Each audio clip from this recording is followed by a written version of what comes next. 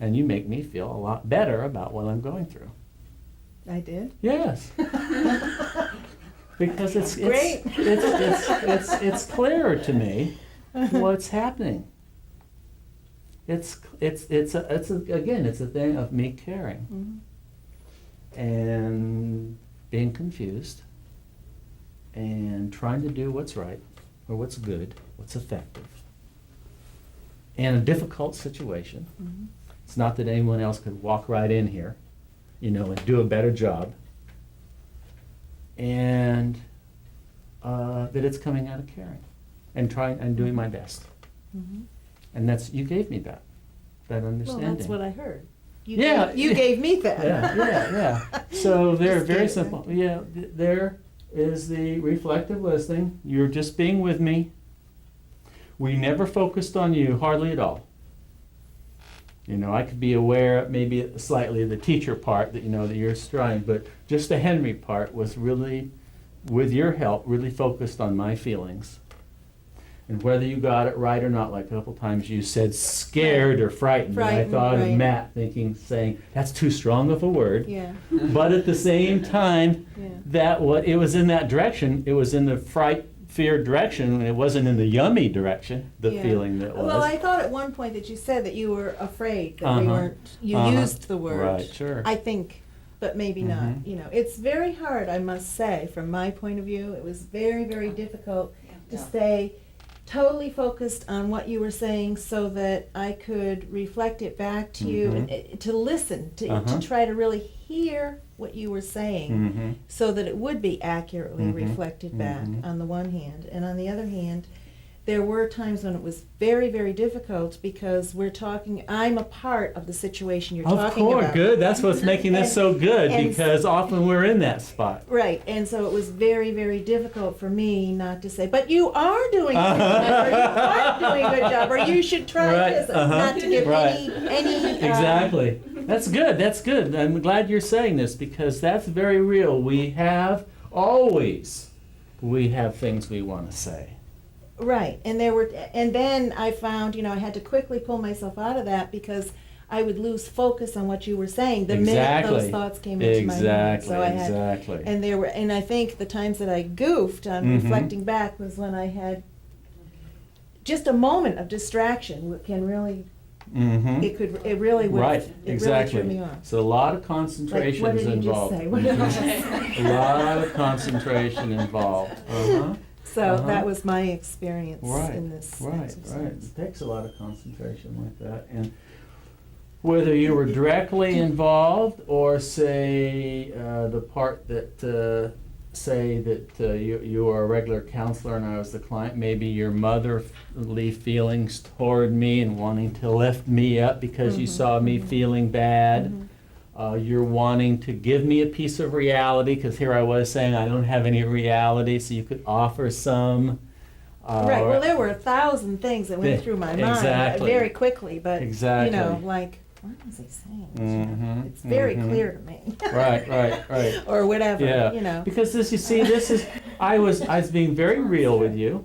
Very real with you, and one of the things that was coming out was, and I had never put it together like this, was reality testing. For me, of trying to reality test in a situation where I would be prone to be a worrier, you see? And this is something that internally I have to learn how to deal with. Your giving me some reality, per se, would be rescuing me from a situation that I need to learn from. Right, and this particular self-reflective listening or reflective listening is difficult because most people in the counseling profession are there because they want to help. And when you hear someone going on and on about something that you think you have a pretty good solution or even suggestions, it's very hard to pull back on that and let the person do their own processing. Let them find their own answers and their own truth. Let them hear themselves and become aware of what's going on. Exactly. And then you helped me. I mean, we watched it right here in front of it. And it was a struggle. And it wasn't, the struggle didn't come so much from you having lack of reflective listening skills The struggle came from all the other things you wanted to tell me. Mm-hmm. All the little help you wanted to give me, and the stroking and the hugging, and you're going to be okay, Henry, kind of stuff you wanted to give me. Yes, but I didn't. But you didn't. Well, that was great. That was great. That was wonderful. Am I off the hot seat now? Yeah, okay. You are warm. I'm always warm. Okay, all right. No, Always that's warm. good. Did you notice how Vanell said that she always wanted to say something back to me, that she had to keep her mouth shut, in a sense, about the things she'd really like to tell me, because she had reactions to what I was saying. She was one of those students in that class. She had a different reaction to me, or a different response or perception of me than I had of myself. And she wanted to blurt it out. But Henry, it's not like that. It's not like that.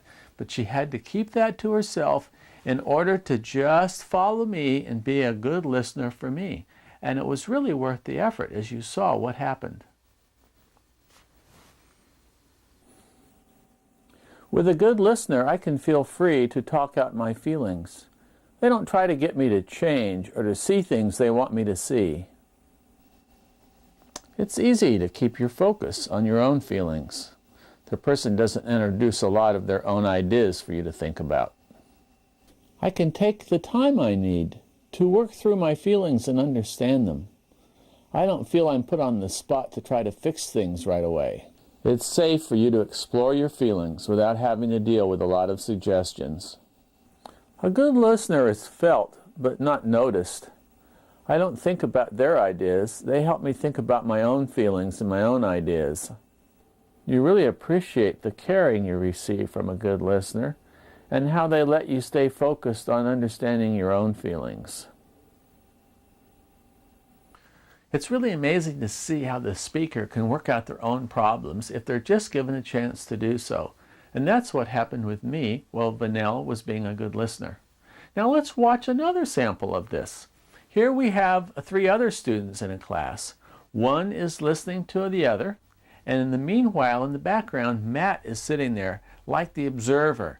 Matt represents the awareness, the background awareness that's monitoring the process to help ring an alarm in case we stray off the path of listening and start giving advice or doing something like that. So let's watch this particular demonstration. Good afternoon, Suzanne. Hi. What's happening with you today? Let's see, what have I been thinking about? It's mostly my decision to move soon, I guess, is really on my mind a lot. I'm supposed to be moving here to Virginia Beach in the wintertime, and I'm kind of having just these different thoughts about it. I'm not really sure if that's what I want to do, and I'm feeling pressures from different sides to, make this move or whatever, things like that. So I hear you have some ambivalence about this move.